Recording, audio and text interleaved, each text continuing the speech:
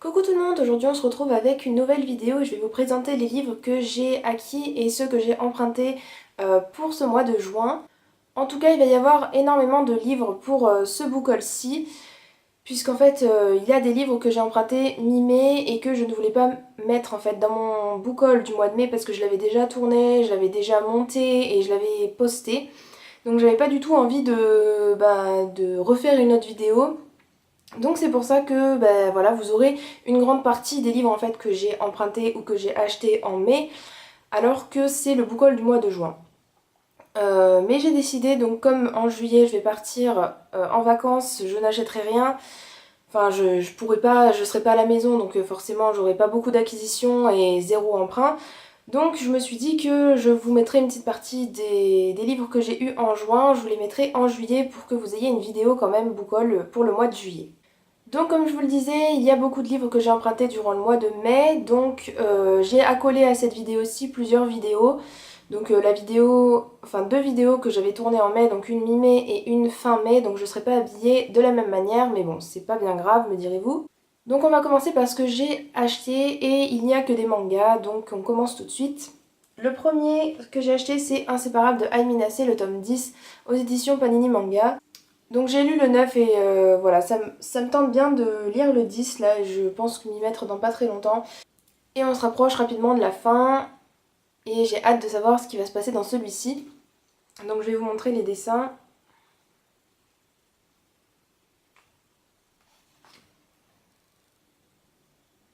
Ensuite j'ai aussi acheté Rere Allo, le tome 5 de Tokominami aux éditions Delcourt. Et d'ailleurs maintenant je pense que ça va changer puisque là les éditions Delcourt ont été rachetées par Tonkam ou quelque chose comme ça et du coup ça s'appelle Delcourt Tonkam, ils vont changer le petit logo et tout ça. Enfin bref, petite parenthèse. Et du coup voilà, j'ai toujours pas lu le tome 4 donc je vais vous montrer les dessins.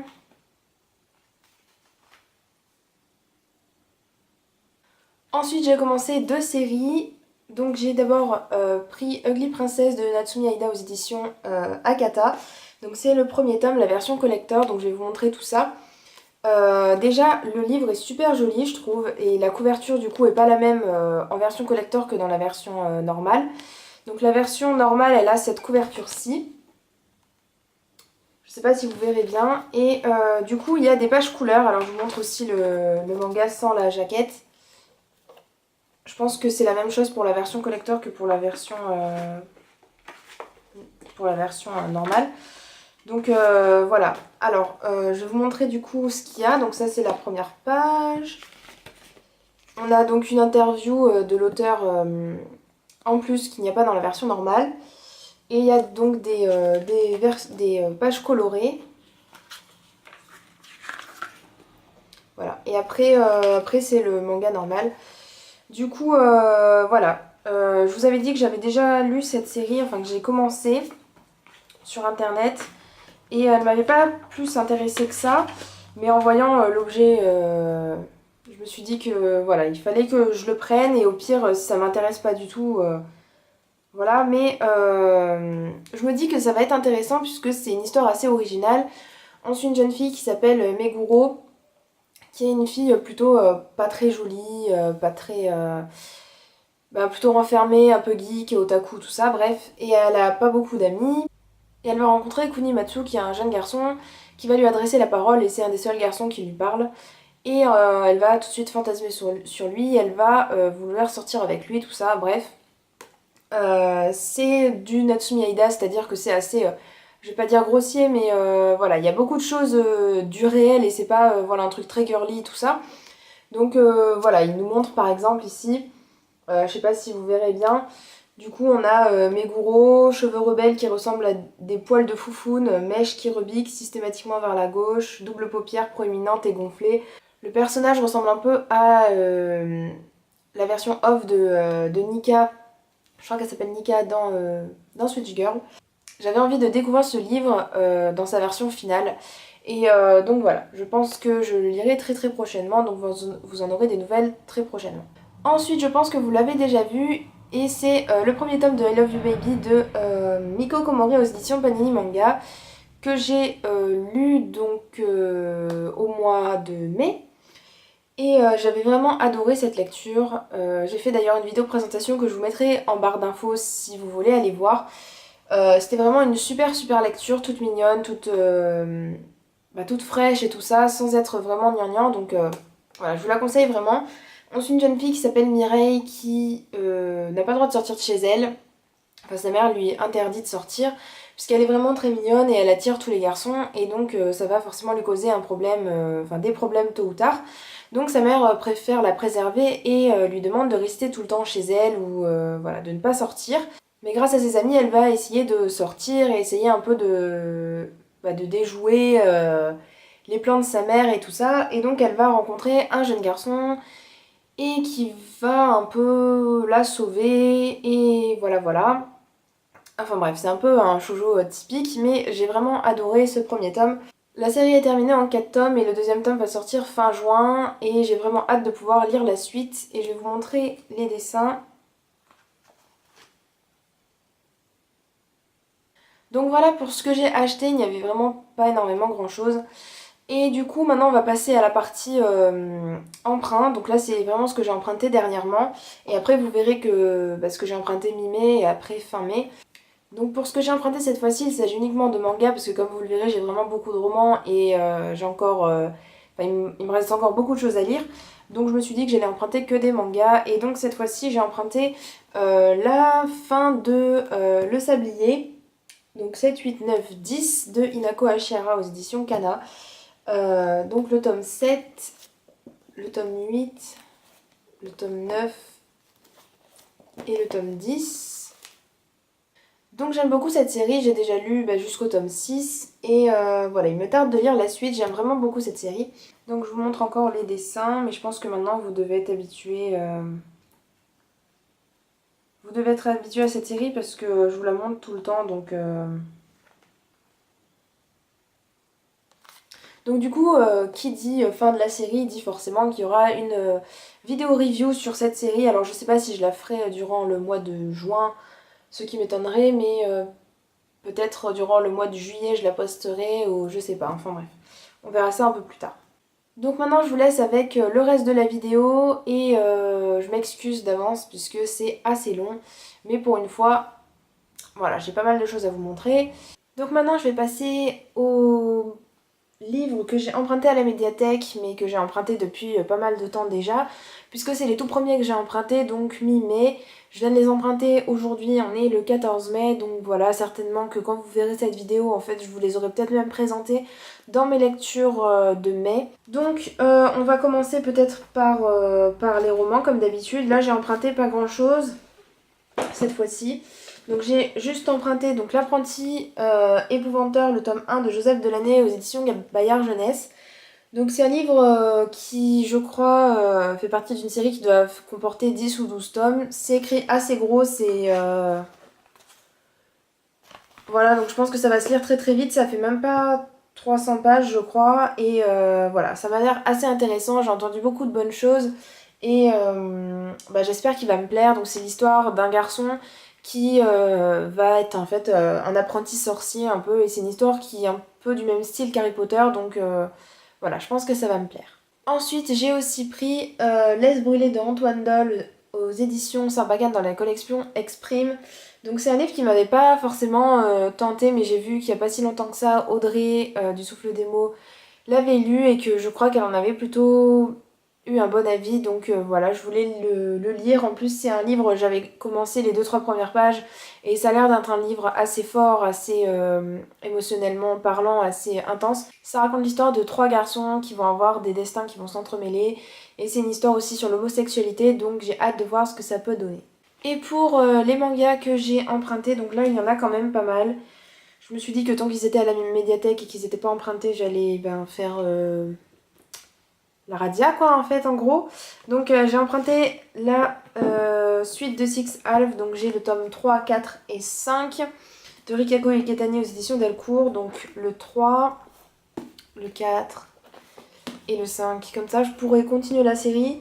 Ça raconte l'histoire de Shiori qui est une jeune fille qui est amnésique et du coup elle va essayer de se reconstruire et elle va se rendre compte que dans sa vie d'avant elle était une vraie peste et donc elle va vouloir changer et voilà.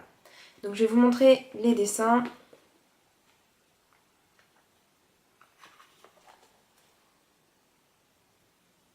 Et pour l'autre série que j'ai empruntée, donc c'est les tomes 2, 3, 4, 5 et 6 de Le Sablier de Hinako Ashihara aux éditions Kana. Donc je vais vous montrer encore les tomes. Donc le 1, enfin le 2 plutôt, je sais pas pourquoi j'ai dit le 1, le 3, le 4, le 5 et le 6.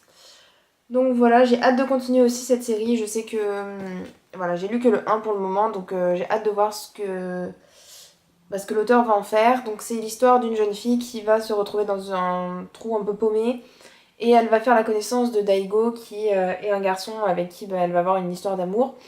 Et c'est une histoire assez triste puisqu'en même temps en fait sa mère fait une dépression puisque son père, enfin son mari l'a quittée. Et je vais vous montrer les dessins. Donc on se retrouve avec la deuxième partie des livres que j'ai empruntés donc pour ce mois de juin. J'ai tout d'abord emprunté Moon, La révolte de la colombe, le tome 1 de Karen Bao aux éditions Milan de la collection Macadam. Donc c'est un livre, tout ce que je vais vous présenter d'ailleurs, ou presque, ce sont des livres un peu de genre dystopique, science-fiction. Donc là on est plutôt dans un livre de science-fiction. On suit une jeune fille qui vit sur la Lune, elle s'appelle Fit et sa mère va être enlevée par l'État, enfin par la dictature qui a été mise en place par les humains qui ont colonisé la Lune depuis pas mal de temps déjà. Et donc elle va vouloir se révolter, elle va vouloir sortir sa mère de ce pétrin. Et donc on va voir si elle va réussir ou pas. Le synopsis m'intéressait pas mal quand même parce que c'est un peu original comparé à ce qu'on peut voir d'habitude. Donc j'ai hâte de voir ce que ça peut donner. Ensuite j'ai pris Le Dernier Jardin, le tome 1 éphémère de Lorraine De Stefano aux éditions Castelmore. C'est une trilogie si je me trompe pas. Et ça fait pas mal de temps que je voulais commencer cette série parce que c'est aussi assez original, ça a l'air assez sombre par contre. On suit une jeune fille qui s'appelle Rin qui a 16 ans. Comme toutes les jeunes filles de son âge, elle doit faire des enfants puisque en fait l'humanité a réussi à faire un enfant immunisé contre toutes les maladies, mais le prix à payer c'est que toutes les personnes qui ont au-dessus de 25 ans meurent. Pour garder un taux de population constant, il faut que les jeunes filles fassent le plus d'enfants possible. Et donc Rin doit se plier à cette règle. Et donc voilà, ça a l'air d'être assez fort comme roman. Ensuite, je ne pouvais pas m'empêcher de passer à côté de ce livre-ci, c'est-à-dire L'Élite, le deuxième tome sous surveillance de Joël Charbonneau aux éditions Milan dans la collection Macadam.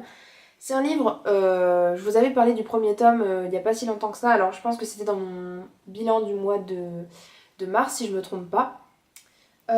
Ou d'avril, je ne sais plus. Je crois que c'est d'avril. Et j'avais vraiment adoré cette dystopie. Ensuite, une jeune fille qui s'appelle Sia et qui a été choisie par l'État pour aller passer le test. Et si elle réussit ce test, elle va pouvoir entrer à l'université. Et les gens qui sont à cette université sont vraiment bien payés. Ils sont reconnus par la société pour être très intelligents et tout ça. Et donc, c'est plutôt un privilège d'y accéder. Sauf que Sia, quand elle va se rendre compte de ce qu'est vraiment le test, elle va tout de suite voir ça sous un autre jour.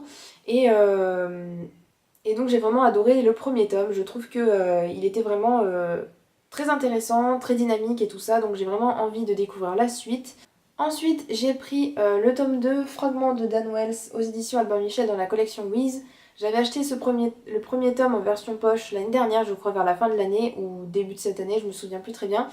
Et j'avais moyennement aimé l'histoire, enfin j'avais bien aimé en fait, comment dire, le fond de l'histoire. Mais j'ai trouvé qu'il y avait quand même beaucoup de longueur et que tout était trop facile pour l'héroïne. Et quand je l'ai vu, du coup, ce deuxième tome, je me suis dit que j'allais l'emprunter plutôt que l'acheter. Et comme ça, je verrai aussi si j'emprunte le troisième tome ou si j'abandonne cette série tout simplement. Donc on suit Kira qui est une jeune fille qui est une sage-femme. Et elle étudie en même temps le virus qui touche les bébés. En fait, la majorité des bébés meurent très très tôt. Et donc elle étudie leur cas, elle étudie quel est le virus qui les infecte. Et en fait, elle essaye de trouver un antidote. Sauf qu'elle va se rendre compte qu'il va falloir qu'elle parte très loin de la petite ville où elle habite. Et il va falloir qu'elle aille chercher des soldats en fait. En fait, il y a eu une guerre contre la Chine et les États-Unis, je crois. Et un des deux pays avait construit des soldats, je crois que c'était les États-Unis. des soldats qui étaient plutôt... qui ressemblaient beaucoup à des humains, mais qui étaient des robots. Sauf que à la suite de cette guerre, les soldats se sont retournés contre l'humanité et ils ont tué presque la totalité de l'humanité. Kira va devoir aller chercher ces soldats et essayer de découvrir peut-être quel est le lien entre le virus et ces soldats. J'avais plutôt bien aimé la fin du tome 1, donc j'ai hâte de me plonger dans celui-ci. Ensuite, j'ai pris Les Fragmentés, le tome 1 de Neil Shusterman aux éditions Le Masque. Je n'ai pas lu de quoi parler ce livre, mais je sais que ça fait très très longtemps qu'il me tente. Je crois qu'il y a 4 tomes en tout dans la série. Donc j'ai vraiment hâte de me plonger là-dedans sans vraiment savoir à quoi m'attendre. Ensuite, j'ai aussi pris Un monde sans rêve de Nicolas Morgan aux éditions Albin Michel dans la collection Wiz. On est dans une situation où les personnages n'ont pas d'émotion et tout leur avenir est tracé, il n'y a aucune place pour la surprise dans ce monde-ci.